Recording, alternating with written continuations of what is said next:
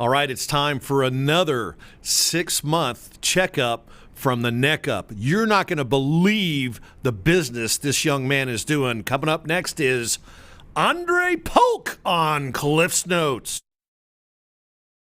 Real estate agents, are you struggling with the day-to-day grind, dialing for dollars, putting in hours of floor time with little to show for it?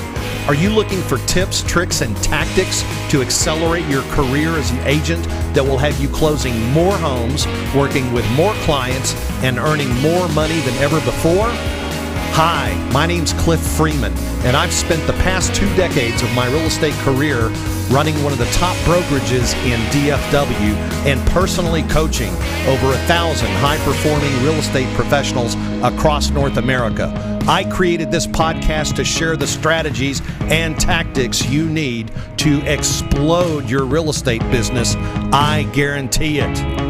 On the count of 3, 1, 2, 3. I guarantee it. And here we are. We're guaranteeing that today we're delivering the goods. And I started to say, Andre Polk hits the 3. No, but he said he wasn't that great a shooter, but boy, he could dunk. Right? That's Is that right. right? That's right. Yeah. Could you like hit the rim with your elbow? Not that high. Not that high, but I could definitely put it down. Put it down. Okay. Put it down. All right. Well, we are super stoked to have you today, Andre, for that 6-month checkup from the neck up. And, man, we got a lot to share with the audience today. C3, I know you're excited about something. Yeah, Cabo. Cabo, baby. And guess what? Mm-hmm. We just found out at lunch that this young man on our left over here may be able to join us now. That would be sweet. It's looking good. I'm definitely excited about the trip and definitely plan to join you guys. Well, we hope so. We need to get on and sweet talk your wife a little bit. Just let us know. We'll work that angle too. Dr. Giles, how are you today, sir? I'm great. I'm Dr. Giles. It caught me off guard. I was like, you talking to me? Yeah, I'm great. How about you? Yeah, well, you know why? Because you are the doctor of love. I mean, you have that thing, and it's a great gift that you've been given, and Yes, you're sir. such a great guy, and I appreciate that. I just feel like I'm in alignment again today. Whenever I get a chance to come in and spend some time with Trelvis to get me back on track between the lines here. So yes, indeed. It's great to hear. By the way, I just as an aside, I've forgotten that you have another job in the mornings. I do. So I do the traffic for a local radio station that we have here, K104. I'm the voice that's navigating you through the city or navigating you into traffic. One of the two. One of the two. Well, that's fantastic. Yes, sir. It's funny because I know you've got a face for radio. No, I'm just kidding. You actually really, I think you'd look so cool on TV. We're going to see if we can get you one of those traffic jobs on one of the major TV stations. Oh, man, gosh. You know what? I might get some people lost. I might get some wrong information, but let's do it. Let's do it. Let's do it. All right. Well, let's do it. Let's get down to business here. And Andre, man, you're one of those people. This story doesn't come around all the time, right? For those of you who have not met Andre before, he was on the show a little bit more than 6 months ago. But you had just joined our group, and you had a desire to do some things with your real estate business, and I know you were really looking for some opportunities. But let's go back a little bit here and just briefly, for those people watching today who maybe didn't see that episode or don't know you, let's have a little background here and just kind of tell them what's the backstory here. What was it like growing up? Let's go back that far. Yeah. Real So quick. basically, for Andre Polk, so I'm a Dallas native kid. Grew up in the inner city, in the southeastern side of Dallas, part of town which is called Pleasant Grove. Mm-hmm. So that's where I was born, that's where I was raised, and that's the area that I come from that have made me into what I am today. So growing up, fortunately, unlike most people that grew up in that area, I was raised in a 2-parent home, and I just have one sibling, a younger brother that's 6 years younger than I am. We have a great relationship. He lives here in the Dallas area as well. So growing up, played basketball and football and many other sports, and also excelled in school and making good grades, which also afforded me the opportunity after high school to go to college and play basketball. So in a nutshell, that's the short, sweet story and background of Andre Polk growing up. Okay, all right.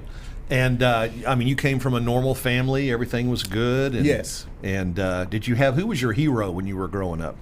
So my hero, I would say it was my father, to be honest with you. My father was a man that sacrificed a lot, to provide for us, his family. He's my greatest fan, my greatest mentor, my greatest advisor, my number one go-to person. He was also the best man in my wedding, right? So my father growing up was definitely my hero. And I know that may sound cliche, right? But that's the honest answer for me. No, I can tell that's real from the heart, man. Yeah, for sure. Mm-hmm. Yeah, no, that's awesome. So you played some college basketball. Yes. And you were actually pretty good at college basketball. I wasn't bad. Right? Yeah. In fact, it was okay. Well, you were good enough to get in and play a little bit after college too, right? Correct. Tell us about that. So after college, fortunately, I was able to pursue an opportunity to play professionally overseas for 9 months, although be it short. It was still a great experience, a great learning time for me to go and experience life outside of the United States. And I made some connections over there that I still are in touch with today. So it was a great experience, great opportunity. But soon after, I realized that, making the NBA is probably a long shot. It's probably not going to happen. So decided to take another path and pursue something different. Yeah, it's not easy. It's not easy. It's definitely, it's a high level to play at, right? And there are a lot of people that are way more talented than I am that still didn't make it, right? So that goes to show you what it takes in making it to a professional level in any sport. So you're a pretty competitive guy, huh? Oh, absolutely. Yeah, it's in my DNA. yeah, interesting. Yeah. I would have guessed that, wouldn't you? Oh, yeah. For sure. Hate to lose. Well, yeah, I hate to lose. That's more than loving to win. Yeah, I know what you mean about that. So you not only did you excel, like you said, in sports, but you were also academically very good. What's your biggest accomplishment academically? Yeah, I would say my biggest accomplishment academically is after I graduated from college, pursuing my MBA. And completing that actually going on 3 years ago now. So having an MBA for me was always a personal goal. It wasn't something that I was striving to attain to climb the corporate ladder, so to speak. It was always a personal goal that I have for myself. To leave a legacy to my children to say that, hey, education is important, and education is ultimately the great door opener for other opportunities. So it's a great legacy for my children because my wife also has a master's degree. She does? She does. In elementary administration. And y'all have 3 beautiful children. Correct. Yeah, we have 3 boys, ages 15, 9, and 6. So the house is always busy. There's always a lot of activity that's going on, right? And especially on the weekends with sports and other extracurricular activities that they're involved in. But I wouldn't trade in for anything in the world. No, absolutely. Me either, man. I'll tell you what, it's a one of the once in a lifetime thing that a guy gets. That's a chance to be a father. For sure. So then, I mean, you must be a pretty busy guy, right? Because you sell real estate. Correct. What else do you do?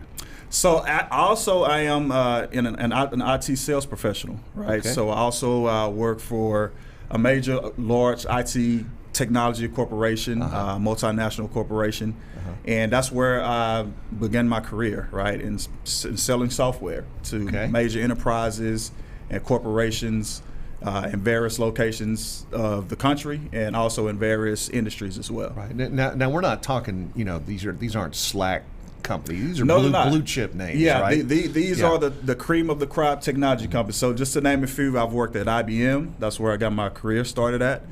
From there, I transitioned into a role at Oracle. With Larry Ellison and his gang. And then from there, I went over to Microsoft with Bill Gates and his gang. And most recently, I just joined Google. So, Did I ever ask you, did Larry ever take you out on his yacht? Unfortunately, I didn't get to make the yacht deal. But I'm pretty sure it was a great experience for those who were able to make that. So, for sure. Well, we're going to take you out on a boat in Cabo if we can find I'm one. looking forward to it. Good. All right, so there was something that you saw in real estate that probably a lot of other people see. What was it initially, that sort of, he'll like this, that zero moment of truth when, that's a Google term, right? That's that right. Zero moment of truth when you knew that real estate had your name on it. Yeah, so for me, I think what has prepared me rather to transition into real estate was all of the unfortunate experiences that I had in corporate America. Such as layoffs, right? No matter if you are a top performer, when a business decision comes down from the executive level to let people go, because of reorganizations or the business moves that they're making. You don't have a say in that. And so right then and there, I was able to understand that there are people making decisions about me and about my livelihood that I don't have a say-so in. And so it just didn't set well with me. So I began to do some self-reflecting and thinking about, okay, what is it that I can do to provide me and my family with greater earning potential that also provides me with more flexibility when it comes to my schedule, to be able to do more things for my kids that can free myself up, but as well, as I mentioned, maximize my earning potential. And real estate was something that I was always passionate about, something that I always wanted to learn, that I enjoy watching. And so that's when I decided to pursue a career in real estate and went after getting my license, and the rest is history.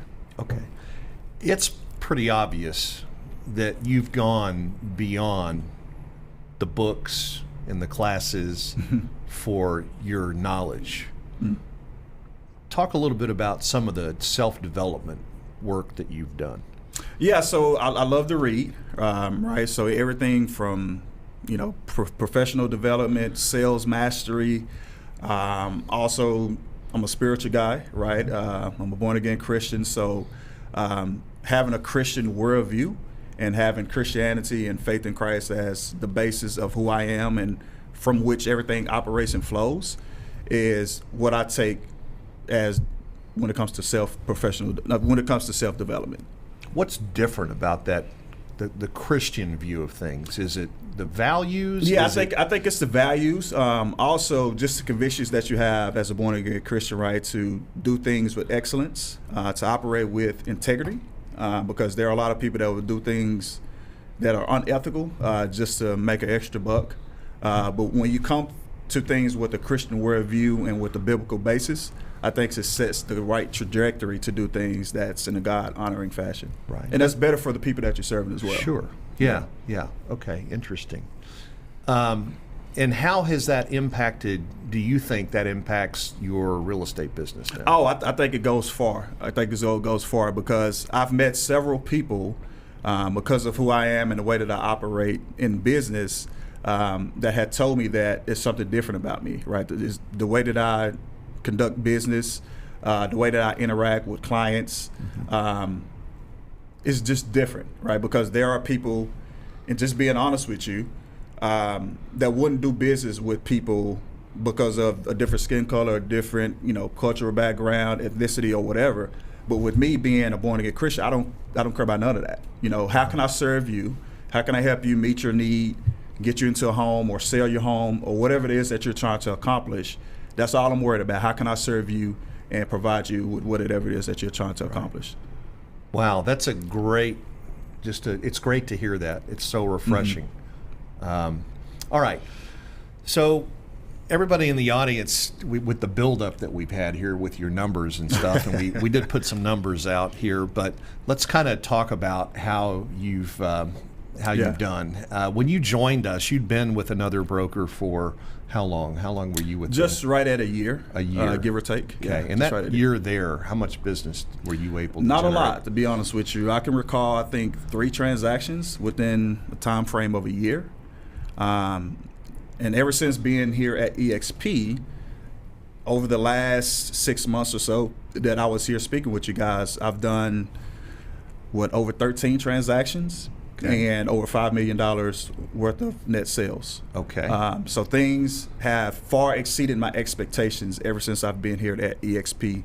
And the only regret that I have is that I didn't start my real estate career here and not at another place. Well, once the toothpaste is out of the tube, it's too right? late.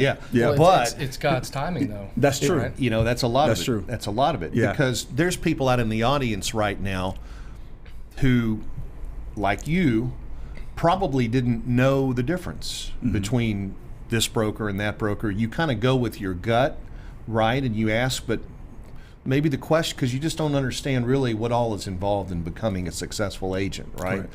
It's not just be willing to put the work in. You need somebody with a pretty good flashlight to be able to kind of say, let's go this direction, that direction, and support. What are the things that you find different now that have helped you accelerate at such a high level? Yeah, I would say one, and maybe the most important, is having accessibility to a top performer within EXP like yourself, to be honest with you. Because based on conversations that I've had with other agents at other brokers, they don't have access to the top performers, right? A lot of times when they have reached out to some of the top producers, you know, they're pretty much put on the back burner or told to reach out at a different time, or they don't have time for you. Whereas that has not been the case in my experience at EXP and being on your team. So I would say accessibility is very important. Also, the technology tools that EXP provides when it comes to helping you with lead generation, the hands-on approach when it comes to training, other opportunity when it comes to creating revenue streams for yourself and for your family. I think those are some of the things that stands out and put EXP above head and shoulders than any other brokerage. Right. When you heard about EXP, you probably heard that about the revenue share and things like that. Did you think that EXP was just a big party that people just came over and recruited people and didn't sell real estate, or? Yes, I did. Initially, that was my first perception because I had EXP, agents reaching out to me prior to joining your team. And I just thought that, man, it seems like a lot of EXP agents are just out there growing their numbers, right? But that's not the case. And that's the word on the street, though. That too. is the word on the street. And you're inside your own brokerage house where you were. That's kind of the word that gets out. I was told that it's a fly-by-night, it's just a fad, and it's going to die out before you know it. Right, sure. That's what I was told. I love Gene's. Can I tell Gene's story real quick? Yeah, do you want to tell it? No, it's the dealership story. Well, it's if you walk into the Ford dealership, right, and you're looking at that showroom car they've got in there, a real nice, pretty car, and you say, tell me about that. Well, that salesperson's going to obviously have a lot of really good things to say about that car that's in their dealership. Correct. And if you kind of shift gears on them a little bit and say, well, I'm really thinking about getting a Tesla. What do you think about those? What do you think that Ford salesperson is going to have to say about a Tesla? Well, you don't want one of those. They're burning up all over the place in China. They catch on fire. Right. And did you see that one that just crashed into a tree and there was a guy in the back seat and somebody in the passenger seat, nobody driving it, and it crashed. And all that, even though they recommend that you don't ever do that, right?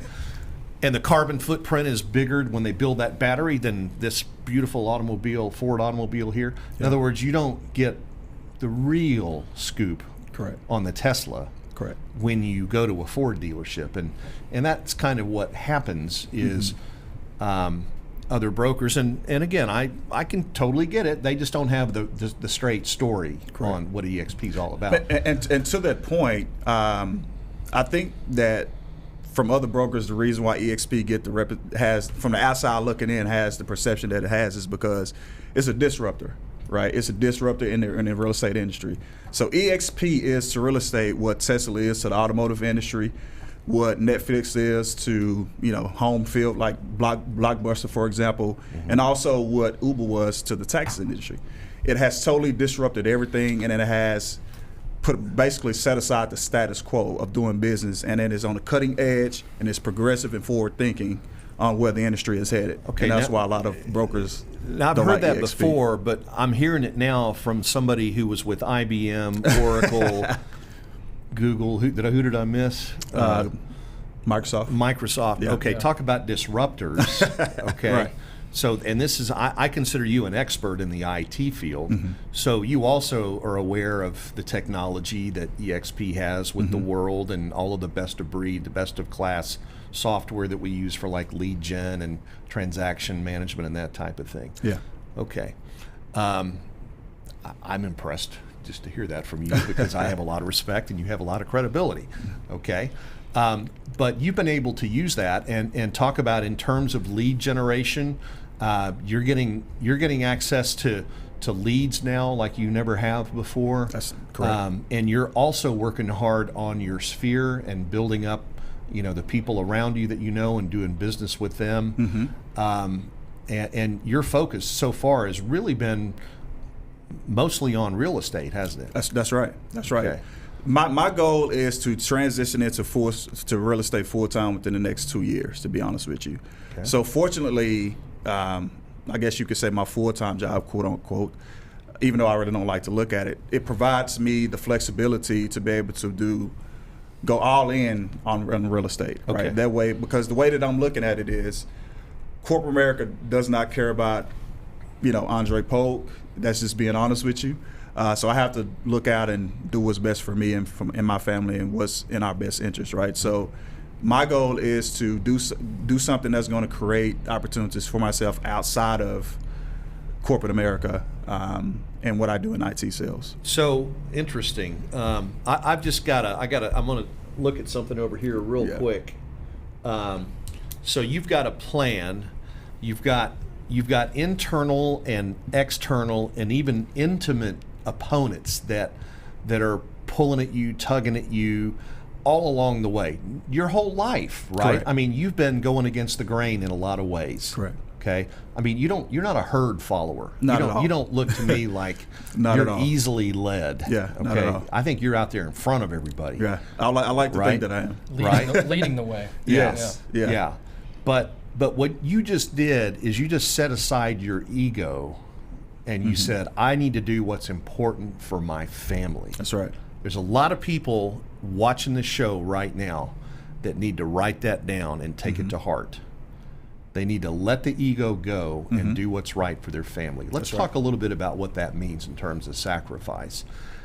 And not just in terms of work, but how important is it in just in life in general, Andre, to have a balance between work, family, and to maintain that? What can you tell us about that? Yeah, I think you have to determine what's more important, and you have to be able to prioritize.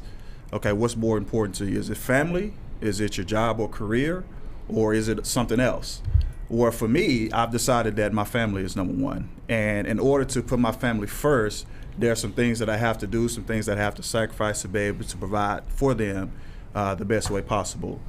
So with that being said, I need to think about, okay, what are some of the opportunities that I can take advantage of and maximize that will be able to provide me with the financial stability that's needed to be able to provide the quality of life that I desire to have for myself, but also too for my family, right? And what I mean about it is because it's good to want to do things for your children, and this may sound selfish, but I'm the type of person that I don't want to work so hard to where it's all given for my children to enjoy and not be able to enjoy it. And so if I'm self-motivated to be able to live a quality of life that far exceeds my expectations and what I was able to live growing up, well, my kids are going to be able to benefit by that automatically, right? So I'm self-motivated and self-determined to achieve certain things because I know what I have in mind and what I envision, the kind of life that I want to live, which is going to automatically be passed down to my children. And when did you get that? It's growing up, very young. So growing up, although we wasn't, I would say dirt poor, we didn't have a lot, right? And so it was always in my mind to always want more, strive for more, and to be better. So I always say that I like to have a healthy fear of regressing and a healthy fear of going back. Right. Because I know where I come from and I don't want to go back there. Right. So I always keep that as my motivation and the fuel and the fire that I have that gets me up in the morning. Would it be fair to say that you're grateful but just not content? Absolutely. That's the perfect way to put it. Okay. Definitely grateful for sure. Okay. Right. Because coming from where I come from, I'm not supposed to be where I'm at. Right. Going to college, having an MBA, working at the companies that I worked at, living in suburban areas. I'm making the yearly income that I make with real estate and with my personal job. I'm not supposed to be where I'm at today. Yeah, right? the reason why that cup fell over is because that's a big number. That yearly income is a big number now. That's right, right. So I just think about all of those things, right? And to your point earlier, I go against the grain on everything. I'm not easy a follower. I don't follow the herd. But some kids that grew up next door to you chose a different path. That's true. And they wanted what you wanted, but correct. They didn't go about it the way that you did. Correct. And I think a lot of that maybe is due to exposure, right? Fortunately for me, I had certain opportunities that were presented to me that maybe were not presented to them that I was able to take advantage of, right? Because I can honestly say that had I not gone to college, I still may be like many of the people that I grew up with. So fortunately, I had certain opportunities that was presented to me and was wise enough to say, okay, this is something that you need to take advantage of that could improve and better your quality of life. Did you have any low points in your life? Any low points? Yeah, I've had several low points. I would say just the disappointments growing up, not having certain things, and even, you know, in my own life as an adult, there were many disappointments that I've had when it comes to pursuing a certain career, being rejected, certain things that I experienced. Disappointment is basically what determines what kind of person you are. How are you gonna react to those disappointments, right? Are you gonna let it weigh you down and prevent you from getting up, or are you gonna use it as motivation and fuel to prepare you to keep pressing in and going forward? And so, how did you use it? I use it as motivation, because honestly, I like naysayers, because this is what gives me the drive to want to prove you wrong and get the last laugh. And that comes from my competitive nature and my competitive DNA, wanting to win. But I hate losing more than I love winning. So I think my drive to not want to lose and give you the benefit of saying, I told you so, I think that's the one thing that keeps me going. So is it more fear that drives you, fear of not wanting to go back where you were? That's number one. Than it is greed, right? Oh, absolutely. Because there's two things. It's that not really, greed at all. Two things that get people to really take action. One is fear and one is greed. Mm-hmm. And yours is more centered around, I don't ever want to be in that space again. Correct. Mm-hmm. Right? It's not greed at all. And God hears me. I can honestly say with the pure heart that my motivation is not out of pure greed at all. Yeah. It's out of a healthy fear, as you mentioned. And those, yeah, so it's not fear. And being able to maximize what I'm currently doing to help other people. Right. As far as giving, being a blessing, and serving other people. So profit is not an anti-Christian thing. Not at all. You don't have to be a wimp to be a Christian, That's right. It's your profit motive. That's right. That matters, where your heart is. That's right. What you do with it. Mm-hmm. Right. Mm-hmm. So you mentioned, and boy, at a very young age, you were already thinking about your legacy. Mm-hmm. That's exceptional. Most Yes. kids, when they're that age, you know, their cerebral cortex isn't fully formed yet. Right. And they're only thinking about a couple of other things that you don't want to get involved in, right? Yeah. But you matured pretty quickly for a young man to be able to have those thoughts at that age. Yeah. Tell us about the legacy that you want to leave. What is it? What's going to be written on your tombstone? The legacy that I want to leave, first and foremost, is being a God-fearing man and leaving a godly legacy for my children and my children's children, right? Because I often look at it as it doesn't matter what I accomplish here on earth. If I die lost, or if I do not pass on the legacy of my children being Christ followers, then it was all for nothing, right? Because at the end of the day, that's what matters. So that's first and foremost, the number one legacy that I want to leave around is a family and a man that loved God, loved his children, and that taught his kids and his kids' kids to do the same. After that, I would say financial stability, right? I want to be able to leave generational wealth for my family, so they do not have to experience many of the struggles and a lot of the experiences that I had and disappointments and setbacks growing up. A lot of those can be circumvented if it was just someone that was able to just bail you out when things got tough, right? So those are the main two, to be honest. And third, I would say being able to pass on a career options, right? When it comes to either having your own team, being your own broker, and providing my children with the opportunity, just providing opportunities that if you do not want to go into corporate America after college, hey, here's a real family-owned business that you can get into, make great money, and continue to grow and build on that. That resonates with me a little bit. You know? Yeah, absolutely. Yeah, and it's funny because, you know, we were having a conversation at lunch about a friend of ours, David Bentic, and he's Daniel Ramirez. I'm sorry, was it Daniel? I was thinking David. I don't know why I was thinking David, but Daniel has a great story. Somebody who is not from this country, came over here, didn't really have the opportunities that those of us who grew up here do, but real estate was a vehicle for him to build already at his young age. He's in, what is he, 24? It's 26. 26? Wow. Okay, Yeah. close enough. Mm-hmm. Sorry, to build, he's already got 5 figures a month in passive income. He's got a real estate business, a team that he's built. He's delegated. He's almost stepped out of the business.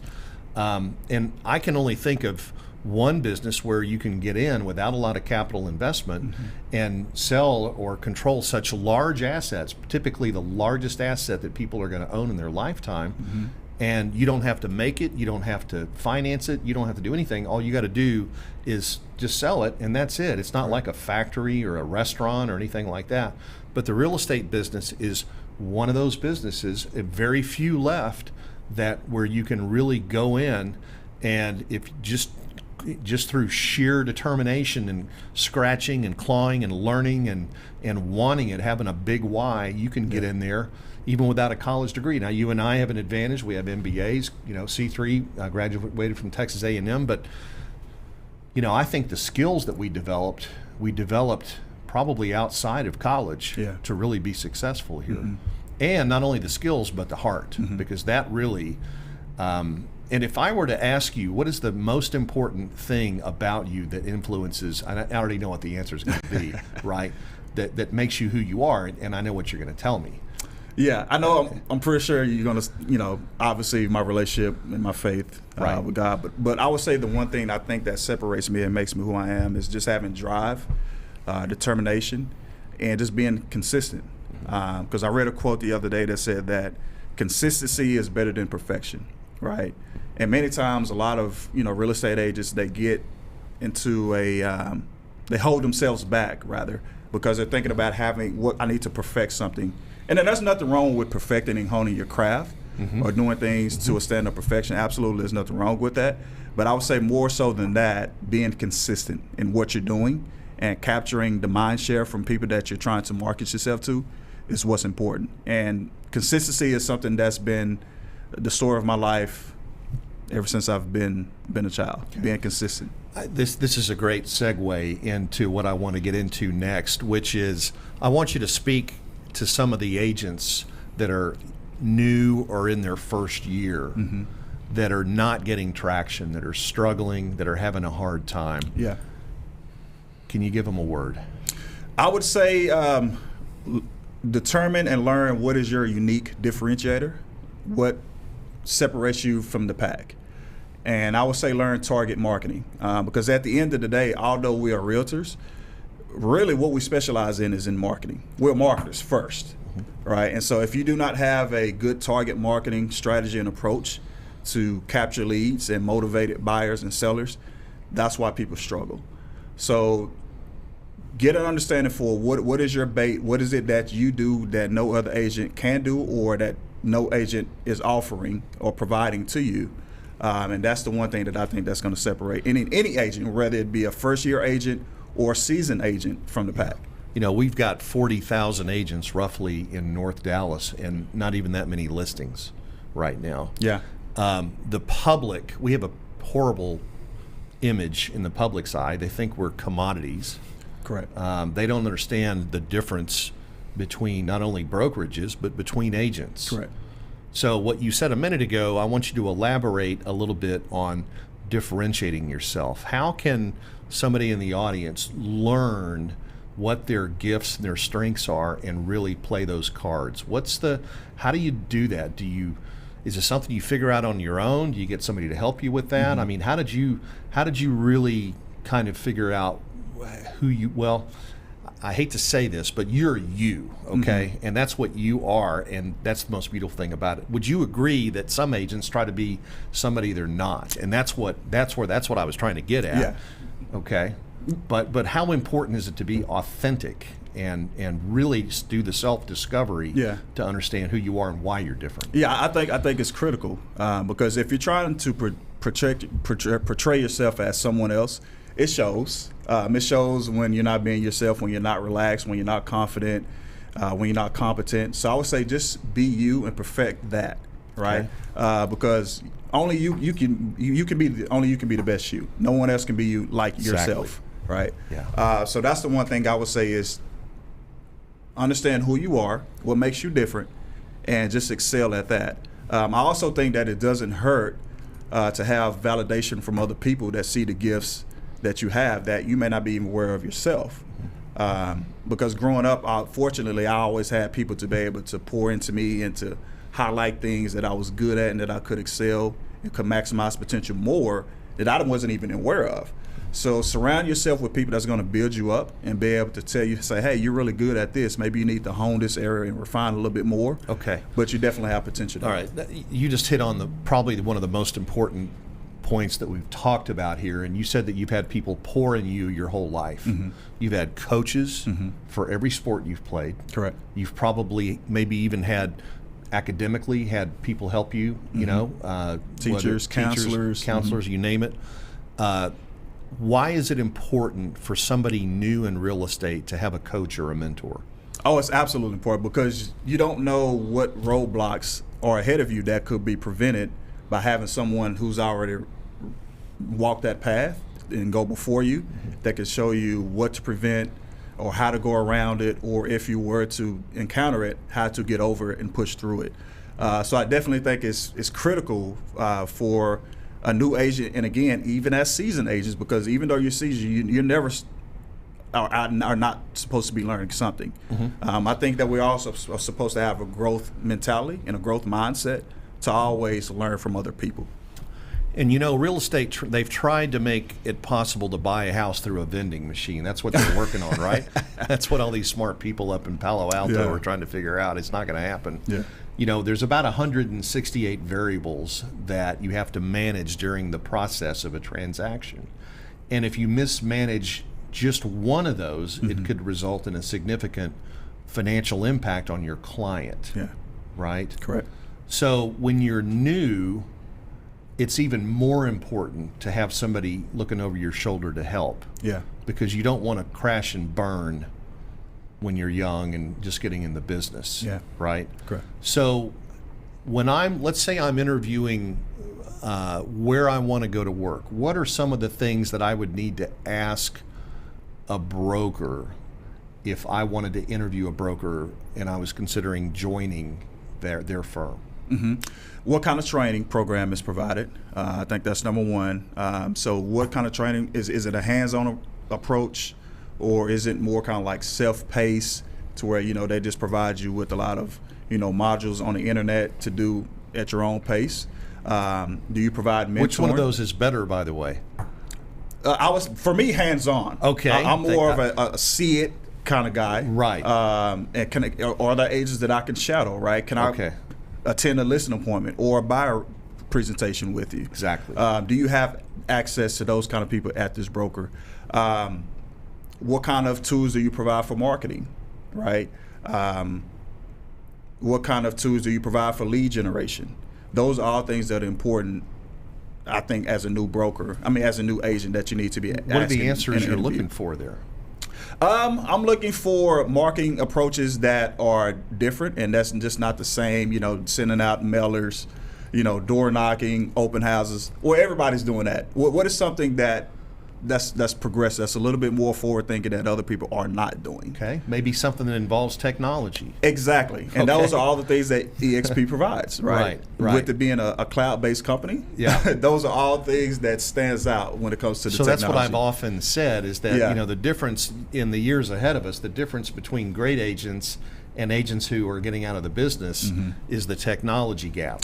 Because if you can't learn technology in real estate, you're going to be like Fred Flintstone riding in on the dinosaur, right? And everybody else is going to be driving in a Tesla, and you're going to be left behind. And that's just a fact of the world that we live in, right? These things here, we landed a man on the moon with much less technology than we carry around in our hands right now. Yeah, that's true. Okay?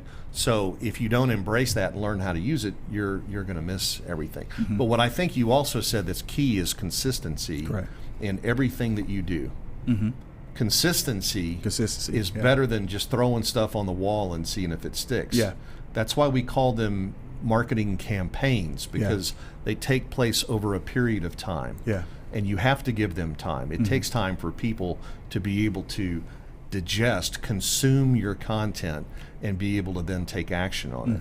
So understanding marketing, calls to action, all the things that we do in order to grow not only our real estate business, but also our brokerage and so forth, they really are cutting edge techniques. I mean, it's not stuff you would have read about 2 or 3 years ago. Not at all. Not even 2 or 3 years ago. Yeah, it's a disruptive, as I mentioned earlier. It's totally disruptive, just like you said. Yeah. So what would you recommend to people that are struggling in terms of mindset? Give us like, what's the best couple of books? You mentioned some things earlier that you studied. Which ones had the biggest, besides the Bible? I know that's a huge one, right?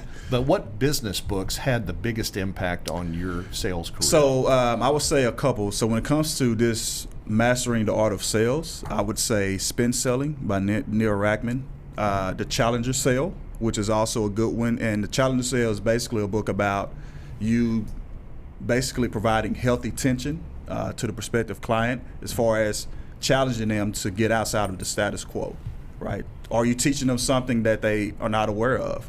Or are you teaching them something that could be opportunities for them that they're not aware of? Value add, or right? are you teaching them something that could be detriment and harmful to them, like to help them prevent landmines? Also, Leaders Eat Last. I love that one. That was Simon Sinek. Simon Sinek. That's an awesome book. Yeah. And those are just to name a few. Yeah. And a lot of other books about technology and digital transformation. I have a whole library at home and like to dabble in all of them. How much do you read? How many books a year do you read? Oh, a year. Well, I put it to you like this. I try to read at minimum one a month, minimum. Okay. So if I'm not reading at least one book a month, then I start to, get on myself a little bit. How important is that to you that you get a book a month in? Oh, it's very important, right? Because it expands your worldview. And it just basically gives you an understanding of things outside of what you know. Because as I mentioned earlier, you have to be in a growth mindset. You have to always be learning, right? Because you can't lead until you first learn how to follow, and you can't teach if you stop learning. So whenever you get to a point where you feel like you've learned enough, then that's probably you're in a dangerous space. So I like to read books about different industries, different topics, different subjects, just to keep my mind fresh and keep my mind going. The world of sales has changed from what it used to be. Oh, absolutely. Glenn Ross, always be closing, coffees for closers, all of that, right? That's old school. Yeah. Okay. Now you better show up and start adding value to somebody's life right away, and come from contribution and education, right? What's your secret? Let me back up. Who is your perfect client?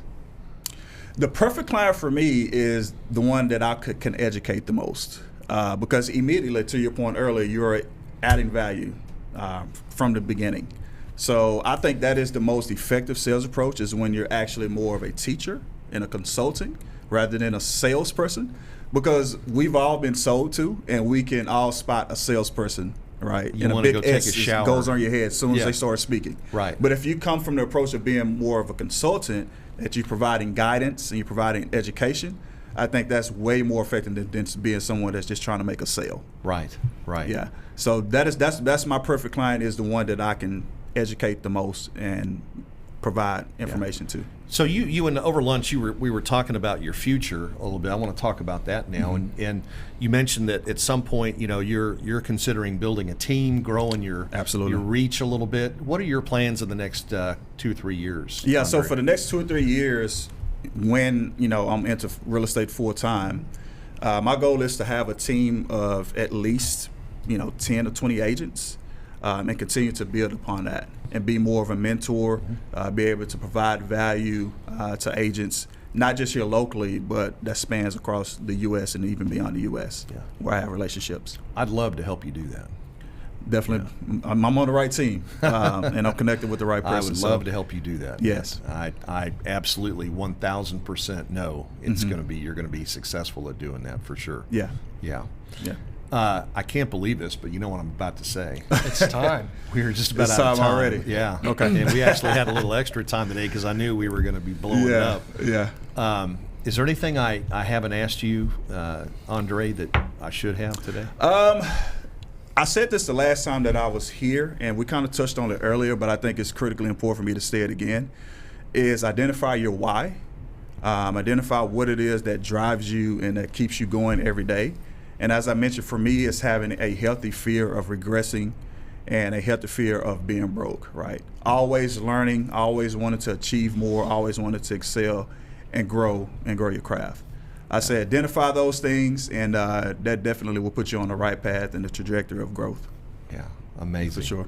Well, you're an amazing guy, man. I appreciate it. I really am. I'm so excited to be in business with you. It's crazy. Glad to be on. Glad to be on your team, man. C3, you got your bags packed? Cabo's coming. I don't know. I just was thinking about. I love to sit in the middle sometimes because I don't have a lot to say, but when I do say something, it's just very prolific, I guess. But it was just great to hear your story again, and thankful to have you as a friend and a mentor on the team, and someone I can look up to, and just another great story. And I I can't it. wait to see you flourish with what the group has to offer and where you're going to be in the next 2 years. So. Yeah, definitely looking forward to it. Yeah. And once again, I appreciate all the things that you guys are doing as well. Yeah, for sure. And for a 25-year-old, this young man's got a pretty good head on Yes, his his future's very bright. Yeah. I'm Very bright. I got to start reading more. Very blessed. Yeah. I swear I couldn't get these kids to read a book in high school, and now they're picking them up and listening to Audible and stuff, but that's great. Well, I can't wait to watch your boys grow up, and hopefully your wife will be able to swing the Cabo trip here. Yeah, absolutely. We're praying for that. Yes, for sure. Yes, we are. Yeah, if you're listening, we're praying for that. Yes, okay, yes. just so you know. Cancel. Yeah. We're gonna get you a massage down in Mexico. Don't cancel the one you got next week here. But Trelvis, I guess you guys. How far away did you guys grow up from each other? So from based on what we spoke about last time, we both grew up in Pleasant Grove, and actually not too far from each other in Pleasant Grove, because he said St. Augustine, right? Yeah, St. Augustine. Yeah, so I'm on St. 175. Augustine as well. St. Augustine and Elam Road, between Elam and Lake June. So that's where I grew up, and he's on St. Augustine as well. In there too, though. There's a little bit of age difference, but the same area. He's right up the road. Yeah, he's right up the road. Same area. Yes, so, indeed. Very cool. Yeah, small world. It is. Well, both you guys are both two of my favorite people, so this has been a special day for me. Yeah. Thank you so much. Hold the tears, man. Hold the tears. Hey, man, I'm good. I'm good. It's just, it's great. I love what I do and love what we get to do. Yeah, and, it's great that you want to build a legacy, and I've got my family involved in what we're doing. And, I never in my wildest dreams thought that, this would be possible. But it's like we talked about earlier, you have to expect miracles. That's right. Right? Yeah. And acknowledge them, and miracles do exist. Yeah. But they need your help. Yeah. And I'm looking at the perfect example here, right, for what I inspired to have. So yeah, well, we hope we're good examples. We try to be. Yeah, you definitely are. For sure. Definitely are. All right, ladies and gentlemen, that is a wrap. I hope you guys got your heads stretched out a little bit today. I sure did, and always do, talking to this gentleman down here at the end, and we are excited for whatever you have planned. If you want to reach out to Andre, what's a good way for so the best way to reach me, and I tell this to all my clients, I'm always accessible. I'm up to midnight, Sunday through Sunday. But the best way to reach me is by phone, so either text or phone call. My number is 214-455-4802. Or you can follow me on my Facebook business page, which is Andre Polk, Realtor at EXP. See, Andre can do that now because he's young. He texted me the other night at 10:30, and my phone just went off. What happened? It's probably one of my kids in trouble. Texted me. He's hitting his 10th Z in his rim. I was already in the crop cycle by that time. Yeah. But I admire your work ethic, though. I'll tell you what. I mean, that's crazy. That is crazy good. All right, folks. Well, next week we're going to try to get something special done. For the first time, Trelvis, I hope we can do this. Are you ready to do the remote from Mexico? I think so. I think we can make it happen. Ooh, it's going to be good. I got all new camera equipment. I got Tammy Slay, I think, is going to be with us down there among some other people. So we may have to we may have a little special get-together for you down there celebrating in Cabo. So tune in next week and catch us live from Cabo San Lucas, Mexico on Cliff's Notes. All right, folks, tune in to Cliff's Notes every Thursday at 1 o'clock Central for the tips, tricks, and tactics to explode your business.